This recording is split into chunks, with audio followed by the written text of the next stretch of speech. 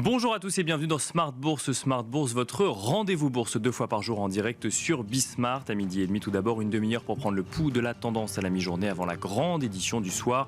1 heure cette fois-ci pour revenir sur l'actualité politique, économique et surtout financière dans Smart Bourse. Je vous rappelle que vous pouvez retrouver Smart Bourse en replay sur bismart.fr, mais que vous pouvez également nous écouter en podcast sur toutes les plateformes de podcast. Et au sommaire de cette édition, l'inflation ralentit au mois de juin en zone euro, selon les premières estimations. Elle passe de 6,1% au mois de mai à 5,5% au mois de juin, avec une nette décélération de sa composante énergie. On note que la composante service de l'inflation continue à progresser de son côté de 5,4%. Dans sa version corps, donc à savoir hors alimentation et énergie, l'inflation continue tout de même à progresser à 5,4% après 5,3% du mois dernier. Et dans sa version mensuelle, l'inflation progresse donc de 0,3%. Autant d'éléments qui viennent accréditer la thèse d'une inflation sous-jacente qui peine à ralentir en zone euro. Nous reviendrons ce soir dans Smart Bourse sur ce chiffre et sur les incidences éventuelles sur la politique monétaire de la BCE. En Chine, l'activité progresse légèrement sur le mois de juin. L'indice PMI officiel chinois ressort à 49 points après les 48,8 points de mai dernier. Un chiffre qui reste cependant en zone de contraction alors que le Premier ministre chinois a exprimé il y a quelques jours sa confiance dans le fait que le PIB chinois progresserait légèrement au second trimestre. Le Premier ministre chinois qui n'a pas exclu un soutien gouvernemental supplémentaire à son économie à venir pour porter l'objectif du gouvernement de 5% de croissance cette année. Et nous consacrerons donc cette émission de la mi-journée au traditionnel tableau de bord des marchés chaque dernier vendredi du mois avec Jean-François Bay, directeur général de Cantalis, et avec Bertrand Lamiel, directeur de Ports en Part Gestion. On se retrouve tout de suite sur le plateau de Smart Bourse.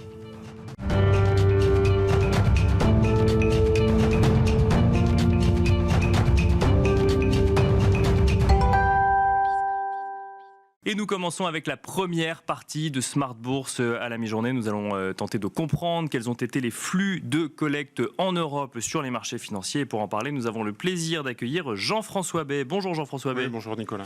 Bienvenue sur le plateau de Smart Bourse. Vous êtes directeur général de Cantalis. Qu'avez-vous constaté sur ce mois, le mois qui vient de s'écouler en matière de flux de collecte sur le sol européen ? Oui, habituellement, on regarde 7 indicateurs plus exactement ensemble pour voir justement la dynamique de collecte et le comportement des investisseurs sur les fonds SICAV, FCP, etc. Et ça sur un spectre européen. On voit déjà le premier indicateur, c'est que la tendance est plutôt à la baisse, c'est plutôt à la sortie, c'est plutôt une décollecte auquel on assiste en Europe actuellement. Je rappelle que sur fin 2022, début 2023, sur le mois de janvier, on était sur un rythme de collecte de 38 milliards donc de flux positifs, qui correspond à 450 milliards en annualisé. C'est une année 2021, donc c'est vraiment eu un très bon millésime. Et puis petit à petit, on est rentré sur un environnement négatif de sortie sur le dernier mois. Donc c'est 16 milliards de décollecte, de sortie en fait sur l'ensemble des fonds en Europe. Donc ça fait en annualisé moins 200 milliards si le mois de juin se poursuivait. Et donc on est là pour le coup sur une mauvaise année type 2022. Donc les investisseurs sortent et donc à la fin de l'année on était en 2022 sur un peu plus de 200 milliards de sorties. Donc on voit qu'il y a eu un renversement total de tendance, de perception des investisseurs. Ce qui est plus intéressant, c'est de regarder un peu dans le détail le deuxième indicateur en disant si ça sort, quelles sont les stratégies qui subissent un petit peu ces sorties. Bien sûr. On fait un peu le grand écart, c'est-à-dire que c'est plutôt des sorties qui se concentrent sur les fonds actions. Donc les investisseurs ont peur des actifs risqués. Alors les actifs risqués, ça va être les actions, ça va être les fonds diversifiés, ça va être les fonds alternatifs par rapport à des produits plus refuges, des stratégies type monétaire, obligataire.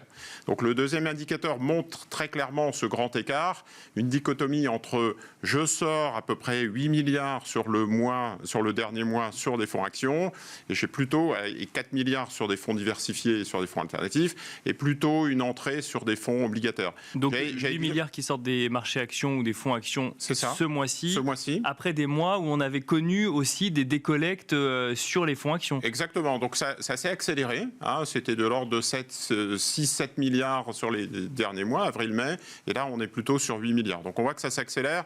Bien évidemment, le mois de janvier était positif sur les actions, oui.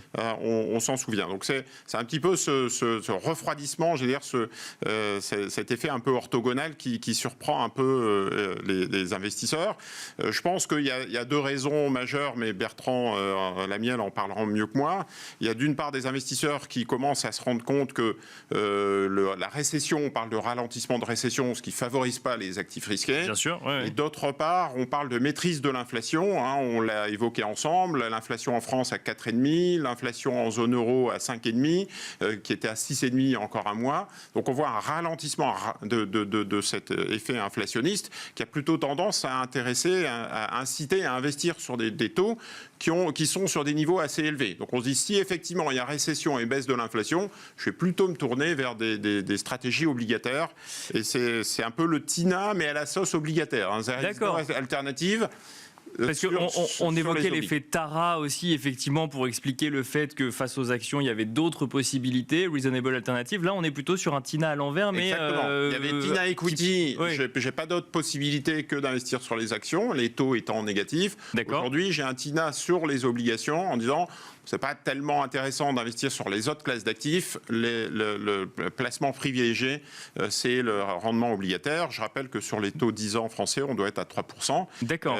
Donc voilà un petit peu ce qu'ont compris les investisseurs et les raisons plus macroéconomiques. C'est intéressant parce qu'effectivement, quand on discute avec des gérants, ils disent régulièrement on ne peut pas s'affranchir des obligations dans le contexte actuel. Et là, on le voit dans les flux, on le voit très franchement dans les flux de collecte. Et puis les sociétés de gestion ont sorti des fonds obligataires à échéance. Enfin, elles ont aussi communiquer. C'est une industrie de push, hein, il faut rappeler donc on pousse ce type d'offres. Troisième indicateur, il y a une décollecte sur les actions. Oui, mais quelle zone géographique, qui en a pâti? C'est plutôt les actions européennes, malheureusement. On voit effectivement de manière continue une décollecte de l'ordre de 4 milliards sur le mois dernier sur les fonds Actions Europe.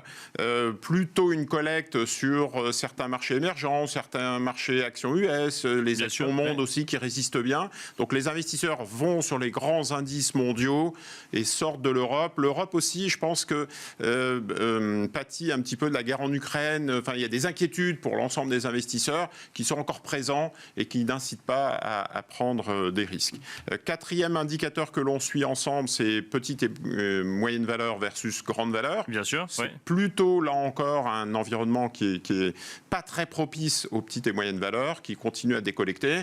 Je vous disais aversion risque, je vous ai dit prudence. Donc du coup, les investisseurs ne reviennent pas sur des petites et moyennes valeurs en ce moment et ont plutôt tendance à, je dirais, privilégier les grands indices, même en Europe. Donc pour le coup, effectivement, même en Europe, on constate cette concentration effectivement sur quelques grandes capitalisations. Et alors aux États-Unis ou sur d'autres marchés qui sont... C'est pareil. C'est pareil, mais ils sont en plus privilégiés par rapport au marché européen, sur ce que vous nous avez dit juste avant. Exactement. Vous verrez un graphique qui sera en conclusion sur la collecte sur des ETF et les gestions passives. Sur le dernier mois, sur les 10 plus grandes collectes, les fonds qui ont le plus collecté, il y a 9 ETF. D'accord. Les grandes maisons qui collectent depuis le début de l'année en Europe, ça va être BlackRock, ça va être Vanguard, ça va être WisdomTree, ça va être que des Xtrackers, etc., Spider. Donc ce sont que des structures qui, je dirais, font la promotion et distribuent des gestions passives et des fonds indiciels cotés en bourse. On le commentera dans un instant, mais est-ce que c'est un facteur explicatif de la concentration du marché sur ces grosses capitalisations, Jean-François Bay ? Oui, alors je pense qu'effectivement, il y a une stratégie un peu autoréalisatrice. Quand vous investissez sur des grands indices, il y a énormément de capitaux qui, du coup, vont faire monter les valeurs qui sont dans l'indice. Et donc, quelque part, pour des gérants actifs qui seraient sous-pondérés sur ces valeurs, qui ne seraient pas sur ces valeurs, ça devient très compliqué. Hein. On dit qu'il y a un S&P, il y a les 7 valeurs sur le marché américain qui font 90% de la performance depuis le début de l'année.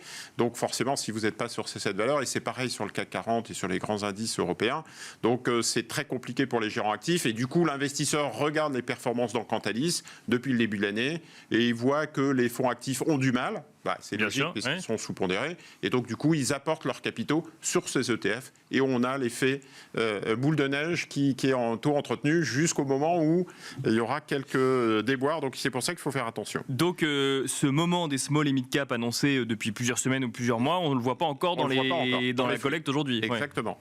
Cinquième indicateur qui est intéressant, c'est là, pour le coup, un changement de paradigme, c'est l'ESG. On a beaucoup évoqué ensemble des investisseurs qui viennent sur des thématiques ESG, sur 2021, 2022. Ça représentait 80% des flux de collecte. C'était la vague verte. Aujourd'hui, ça marque un arrêt. Ça sort. Je vous ai dit que les fonds actions avaient décollecté sur le mois de 8 milliards.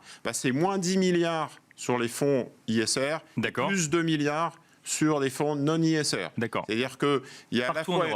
Partout en Europe. Donc c'est à la fois une sortie sur des thématiques ESG, donc les investisseurs prennent, j'allais dire, un peu leur profit et sortent de ces thématiques. On a vu des plongeons sur l'éolienne. Vous avez vu Siemens Energy baisser de 40% en une journée, ou Vestas de 10-15%. Donc on voit qu'il y a quelques remises en cause sur des thématiques ESG d'un côté, et de l'autre, on a des investisseurs qui veulent investir sur la tech, sur des valeurs défensives, sur des valeurs de croissance, de qualité, sur l'industrie lourde, qui ne sont pas forcément les mieux notés en ESG. Donc on a un peu, là encore, ce grand écart ESG versus non-ESG.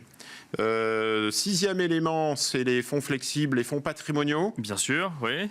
Qui sont importants dans notre industrie. Il y a à peu près 2000 fonds patrimoniaux distribués en Europe, donc vous voyez que c'est colossal. Et ça décollecte. Et qui ont affiché des performances pour la plupart complexes ou difficiles sur l'année 2022. Alors dans un contexte très particulier de corrélation entre actions et obligations. Donc là, on voit que, entre guillemets, c'est les conséquences peut-être de... Alors, il y a un effet conséquence, les performances depuis le début de l'année sont très honorables sur les fonds diversifiés. Vous faites 50% de perf oblig à 4% et 50% de perf CAC 40 à 15%, mais vous avez normalement un fonds diversifié qui performe bien. Malheureusement, les réseaux se sont mis en ordre de bataille pour capter en fait de l'épargne bilancielle. Donc on vend du compte à terme, on vend du livret A, on vend du fonds en euros, on vend etc. Enfin tous les livrets, produits structurés, etc. C'est un peu en mode commando au détriment du coup des fonds diversifiés. D'accord, ça vient concurrencer les fonds diversifiés ou les fonds patrimoniaux. Ouais, quand vous affichez, on parle de 3,5 de rendement sur le livret A au mois d'août ou 5,6% de rendement sur le livret d'épargne populaire au mois d'août, nécessairement c'est très compliqué d'aller proposer des fonds... Même si les montants sont capés, entre guillemets, sur ces livrets, ça vient quand même apporter une concurrence. Le livret A, ça a capté 20 milliards sur le trimestre. Mécaniquement, c'est pas investi ailleurs. Donc on retire sur des fonds diversifiés. Donc les réseaux sont à la manœuvre pour réorienter cette épargne. J'en veux pour preuve aussi le Sénat qui vient de sortir un communiqué sur le livret d'épargne souveraineté. D'accord. Donc c'est un nouveau, donc on a un livret d'épargne vert et un livret d'épargne la souveraineté pour flécher les capitaux vers l'industrie de l'armement et de la défense européenne, entre autres. Bien sûr. Et donc quelque part, ça vient illustrer ce que je disais, c'est-à-dire que c'est à la fois plutôt non ESG, puisqu'on parle de l'industrie de la défense,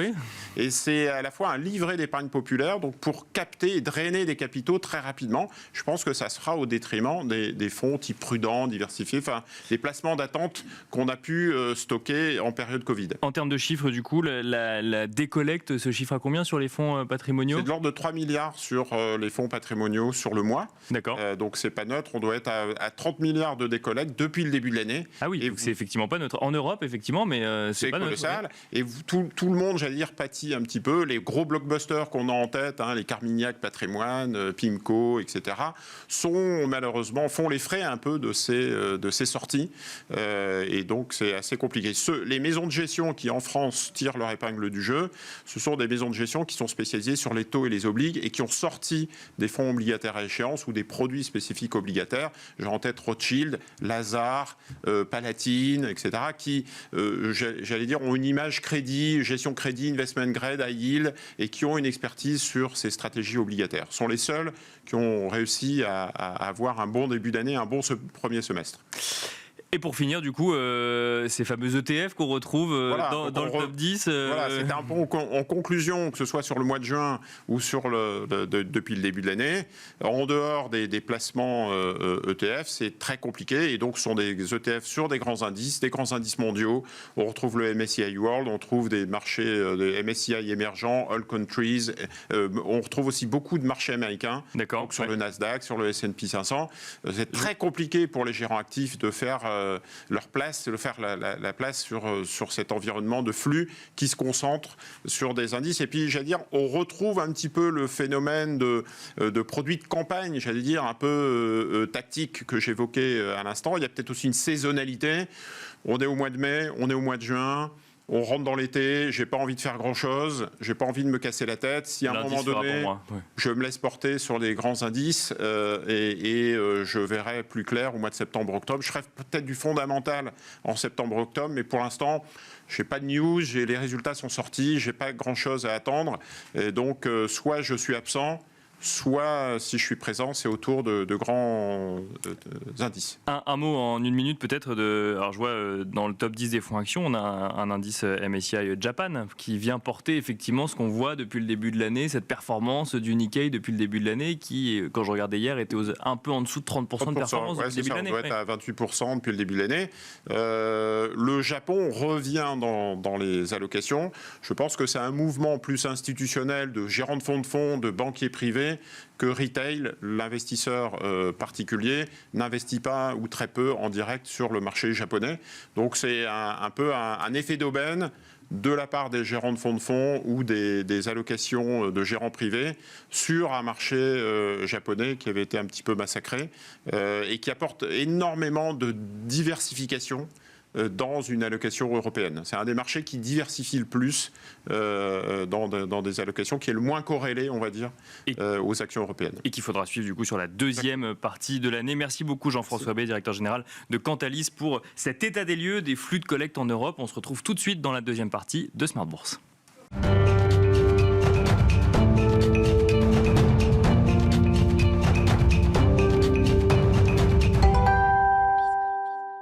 Nous enchaînons après cet état des lieux donc des flux de collecte en Europe avec la météo des marchés. Nous avons le plaisir de recevoir pour cela Bertrand Lamiel sur le plateau de Smart Bourse. Bonjour Bertrand Lamiel. Bonjour. Vous êtes directeur de Ports en Part Gestion. Si je déduis effectivement ce qu'on a pu voir effectivement sur les flux de collecte sur les marchés depuis le début de l'année, on annonçait 2023 comme l'année de la gestion active. C'est plutôt l'année de la décollecte et de la gestion passive. Quelle est votre analyse? Qu'est-ce que vous constatez sur le mois de juin? Si on rétropédale un tout petit peu, effectivement, on a eu un début d'année qui était plutôt en fanfare, avec une concentration sur les grands indices, et du coup, des grands indices qui sont eux-mêmes hyper concentrés sur certaines valeurs. Le luxe, c'est 25% du CAC 40. Aux États-Unis, on a parlé des 7 valeurs qui composent l'essentiel du Nasdaq.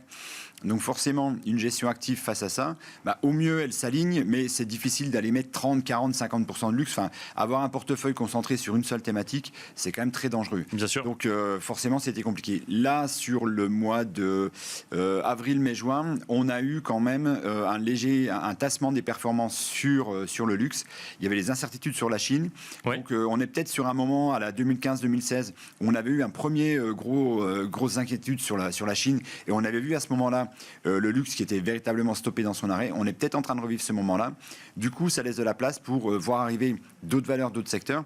Dans notre top 5, le luxe a disparu. D'accord. Il est 6e. Hein. Il n'est pas loin. Il est en embuscade. Mais il est là. On n'est pas dans le flop 3. Par contre, on a vu arriver des dossiers typiques de la consommation. Par exemple, la distribution. On a vu Inditex, donc Zara, ça marche très bien. H&M a surpris tout le monde. C'est bien parti. Et la distribution aux États-Unis, il y a un éléphant, c'est Amazon. Bien sûr. Et donc il a rejoint le clan des généraux. Et donc là, ça tire aussi. Donc on voit la distribution qui marche très bien. Et on continue à voir la tech, donc forcément portée par la hype sur l'intelligence artificielle. Donc ça tire et ça continue de tirer très fort. Et il y a un tout petit secteur, mais qui continue à bien performer, c'est voyages et loisirs. Ça doit être 2% des indices mondiaux, donc c'est des choses dont on parle assez rarement. Et pour autant, là, on a un discours sur toute la planète qui est complètement aligné. Et quand on prend l'écosystème global, voyage et loisirs, donc que ce soit des hôtels, que ce soit les avions, constructeurs d'avions, enfin globalement tout le monde dit ça marche bien. On a un appétit des consommateurs pour aller sur la thématique voyage et loisirs, avec un comportement qui est moins j'achète à la dernière minute, je réserve à la dernière minute, donc des gens en plus qui se donnent de la visibilité, qui réservent à l'avance. Et ça a un effet assez conséquent sur la marge, puisque quand vous savez, en tant qu'opérateur du tourisme, que vous avez du monde à venir, ça vous permet d'ajuster, bien sûr. De vous ajuster. Ça évite le coût en termes de personnel, d'aller chercher du personnel voilà, à la dernière minute. Bien sûr, donc plus cher peut-être. Ouais. Voilà, donc ça continue à bien marcher. Et on va voir la saison d'été qui se profile, mais globalement, on est sûr d'avoir à peu près des bons chiffres là-dessus. Dans les flops, qu'est-ce qu'on retrouve ? Dans les flops, on a toujours l'immobilier commercial, mais ça, on est habitué. Ouais. On est en flop depuis 2022, donc ça ne redémarre pas, mais rien du tout. Enfin, il y a des sursauts, des sauts de cartes, mais en tous les cas, pas de retournement de tendance. Les matières premières et l'énergie. Oui. Donc on le voit, l'exemple c'est regardons le pétrole, ça a pas mal rebaissé. Mais quand on va regarder d'autres, par exemple dans les métaux, le cuivre qui avait été multiplié par 4 est revenu sur ses niveaux, voire légèrement inférieur à 2019. Donc là, on voit bien qu'il y a quand même un sujet derrière avec la récession qui se profile et que globalement, il n'y a pas beaucoup de commandes sur le segment-là. Donc là, ça reste compliqué. Ça, pour le coup, il va quand même falloir surveiller parce que oui, on a une récession qui arrive, mais au fur et à mesure que le temps passe, d'abord les économistes la repoussent dans le temps, parce qu'elle ne se matérialise pas. Et ensuite, il y a une inversion de se dire, finalement, elle ne sera pas très longue, pas très profonde. Et c'est vrai que quand on regarde d'autres données économiques globales, c'est compliqué. On a un taux de chômage qui est super faible. On s'aperçoit, sur beaucoup de secteurs qui normalement sont des annonciateurs de la récession, on reste avec des chiffres qui sont relativement fermes. Et puis, on a le taux de chômage qui est relativement faible. Il est aussi lié à une composante démographique qui fait qu'il y a moins de gens qui rentrent sur le marché du travail et il y en a beaucoup qui en sortent. Donc dans ce cadre-là, on a des gens qui sont en poste, qui ont eu des augmentations et qui en voient se profiler d'autres parce qu'on reste dans un contexte d'inflation relativement élevé. Ouais. Et ça, c'est plutôt booster pour la consommation. Et la consommation, c'est 60% du PIB minimum. Donc là, on est quand même dans...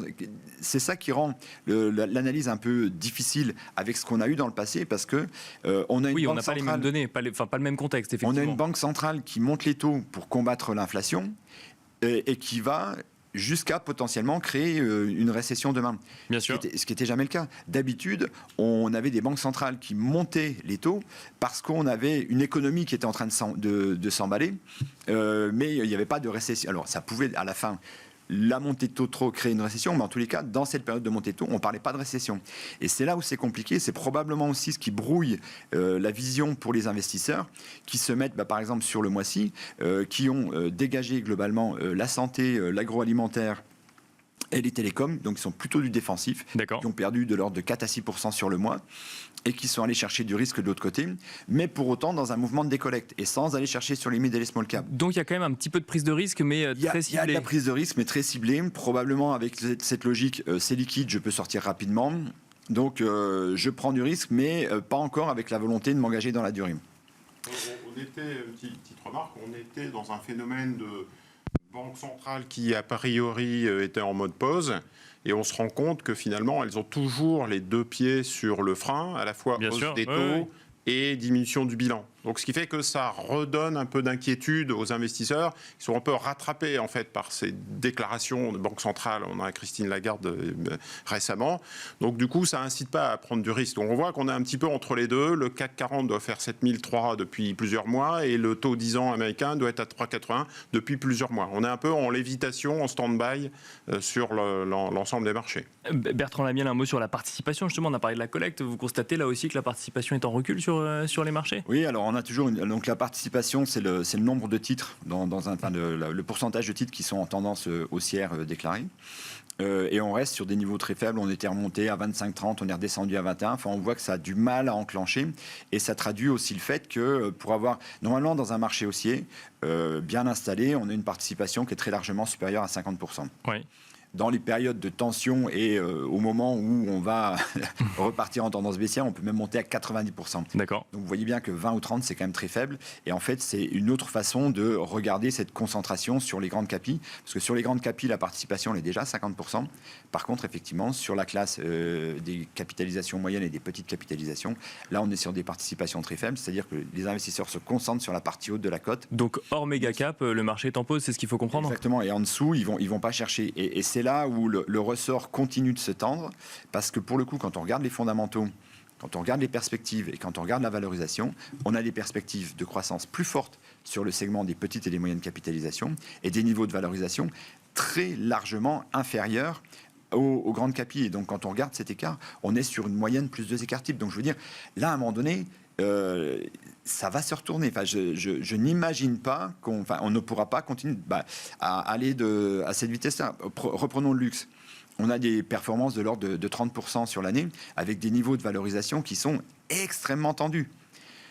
Donc, à un moment donné, je pense que les investisseurs vont quand même se dire, OK, là, c'est pas mal. Donc, ça va peu dire qu'on va shooter le luxe et que ça va baisser, mais globalement, c'est peut-être une grande pause sur ce segment-là. D'accord, ouais. Et potentiellement, peut-être aussi sur les grandes tech américaines, pour aller exploiter un gisement où il y a plus de croissance et moins de valorisation. Donc globalement, et qui pour le coup aujourd'hui n'est pas du tout, très peu exploré. Très peu sollicité. Aux États-Unis, qu'est-ce que vous constatez sur le mois effectivement en matière de performance, participation, un petit point US? Participation, donc voilà, c'est essentiellement donc, les grandes caps qui tirent. Pour autant, il y a quand même des beaux parcours sur des dossiers moins en vue. Et souvent, c'est des dossiers globalement qui ont dans la tech, une base installée de clients relativement importante, les poches pleines, donc qui vont pouvoir investir, qui commencent à investir dans justement l'intelligence artificielle, bien sûr, pour pouvoir doper leurs produits. Et là, pour le coup, je pense que ces situations qui sont de l'oligopole, voire du monopole dans certains cas, ça ne va pas s'arranger. Enfin, ça veut dire que ça va être très compliqué d'être un numéro 2 ou un numéro 2 ou numéro 3.